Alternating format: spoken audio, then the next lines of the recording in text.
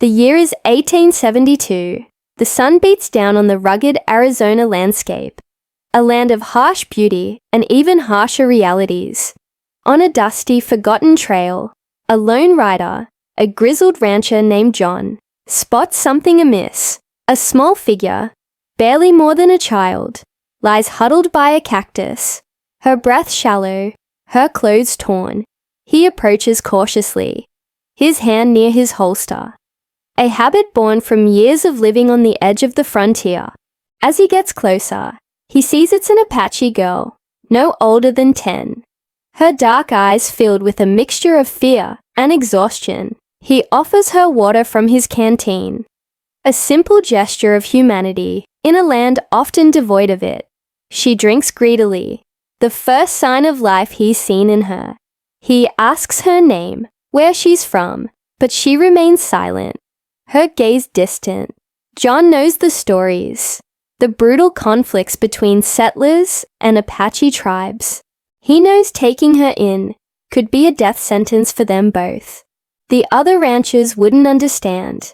The local authorities would see it as consorting with the enemy.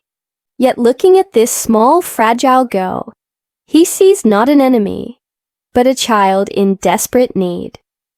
Against all his better judgment, he lifts her onto his horse and heads back to his isolated ranch. He names her Little Bird, for she is as small and silent as one.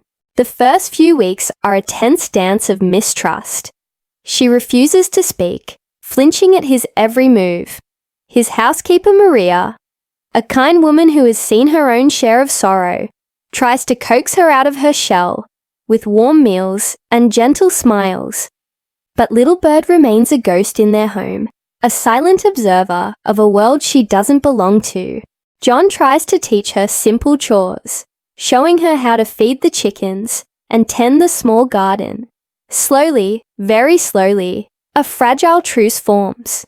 She begins to follow him around the ranch, a tiny shadow mimicking his movements. One evening, a violent storm rolls in, the kind that can shake the very foundations of a house. The thunder cracks like a rifle shot, and a flash of lightning illuminates the room. John sees Little Bird trembling in the corner, her eyes wide with a terror that goes beyond the storm. He sees something flicker in her memory, a deep, unhealed wound. He sits down on the floor, not too close, and begins to tell her a story.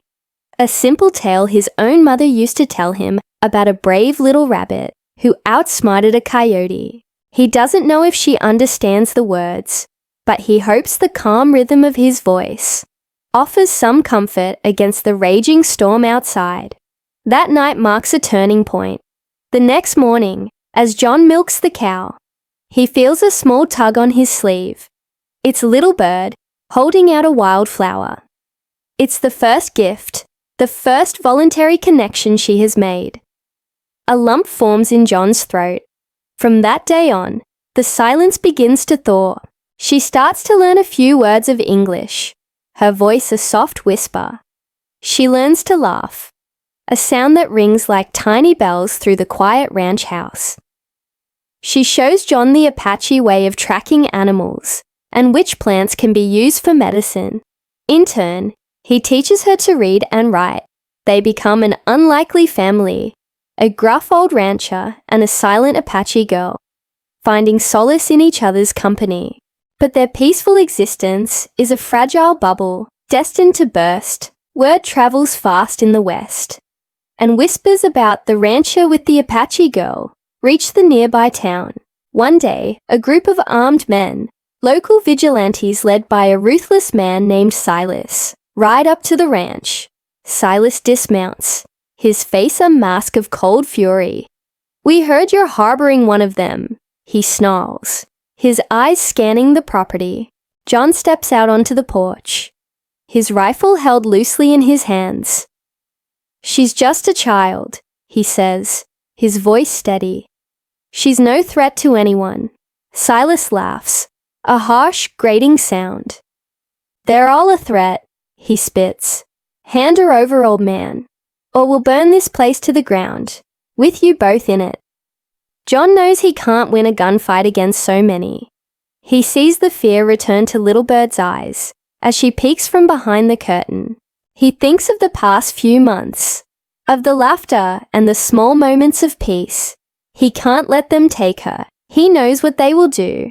As the men advance, Little Bird suddenly runs out onto the porch and stands in front of John. She looks at Silas, her small frame trembling, but her eyes defiant, and then she speaks, her voice clear and strong. She tells them her story. She speaks of her village, of the raid, of her family lost in the chaos. She speaks not with hatred, but with a profound sadness that quiets the angry men. As she finishes, a tense silence hangs in the air.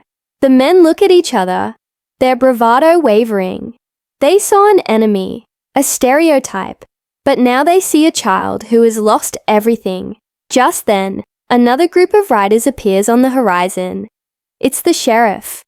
Alerted by a neighboring rancher who respected John, the sheriff takes one look at the situation, at the armed vigilantes and the defiant little girl, and orders Silas and his men to stand down. The law had arrived, and for once, it was on the side of justice. The confrontation was over, but the danger wasn't gone. John knew Little Bird couldn't stay with him forever. It wasn't safe. With a heavy heart, he uses his connections to find a safe haven for her.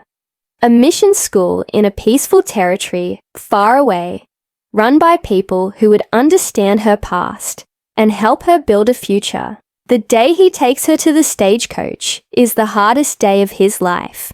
She clutches a small wooden bird he carved for her. As she's about to board, she turns to him. "You are my father," she says. The words a precious gift. He watches the stagecoach disappear into the dust, a lone figure on an empty road, his heart both broken and full. Years pass. John grows older, the ranch quieter than ever. He often looks at the small wildflower, now pressed in a book, and wonders about the little girl who changed his life. One day, a letter arrives. It's written in perfect English, in elegant handwriting. It's from Little Bird, now a young woman named Enola. She is a teacher at the mission school, helping other children who have lost their way. She writes that she has never forgotten him, the gruff rancher who did the unthinkable. He showed kindness when the world showed only hate. He saved her not just from the wilderness, but from despair. And in saving her, John realized she had also saved him. Thank you so much for watching.